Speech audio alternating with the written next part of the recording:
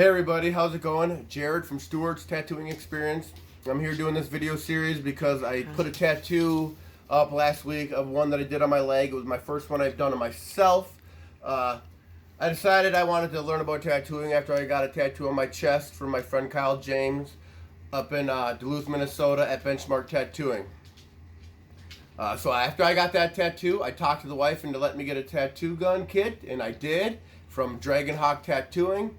And I started tattooing on fake skin.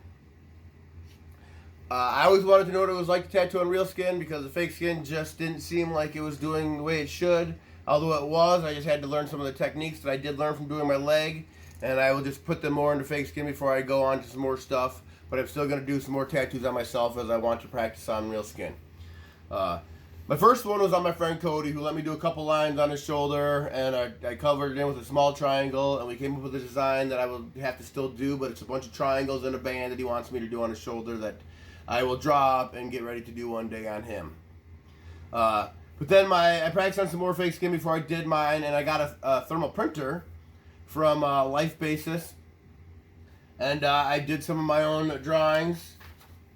As you can see, I have the one of the squares that I did on my leg. I have this mushroom, which I'm probably going to do tomorrow. I'll show you where. And I really want to get good enough to do this jellyfish that I drew for my friend Cody. I think it would be really cool, some really pretty colors in there, and see how that goes. But for right now, I wanted to talk about the one I did. I did this one because of the straight lines, and I always wanted to just practice straight lines because you got to get them right the first time, whether it's crooked forever. You got to get it right, and I like that about it. So I did some studying online about tattooing. You know, found out about blowout, going too fast for having the lower voltage, going too slow, high voltage, or whatever you got to do to just get that voltage and speed ratio down for yourself. Depth. I learned about depth with this tattoo on my leg. And we will go through some of these mistakes that I learned and talk about the experience I had as I did my first tattoo. Alright, so here we go. Here's the tattoo I did. As you can see, this is my first line right here, which is really hard to believe because it's probably one of my better lines. But I was really nervous when I drew this first line. I actually had to set the tattoo gun down, take a few breaths. If you're watching the video, you can see I'm actually shaking pretty good. But as soon as I sunk the tattoo needle in, I actually did really good. I went the right depths, I think, even. I had a few little waves, crookedness, but it's actually a pretty good line.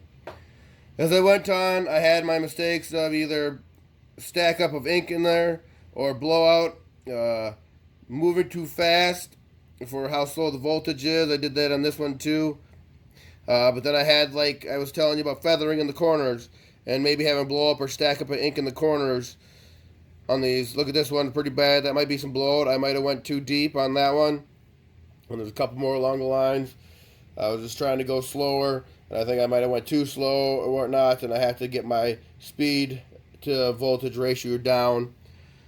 I think some of this can be fixed with shading and filling. I plan on doing that in a couple of weeks. But tomorrow I'm going to try this mushroom that I was showing you earlier, because I want to try some curves instead of just straight lines. I'm going to put it right here. So I'm ready to do this squid because it's got a lot of curves, and I want to get really good at it so I can do this for my friend Cody.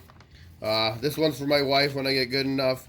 It's a stencil that I took, and I just kind of traced, but added the shading and the coloring in myself or whatever. It's actually brown in the actual picture I drew, but it is what it is. So for now, pay attention to like and subscribe my channel, and pay attention to the upcoming videos. Like I said, I'm going to do one of this one and the shading in a couple of weeks, and we just keep you guys posted. Thank you, and have a good day.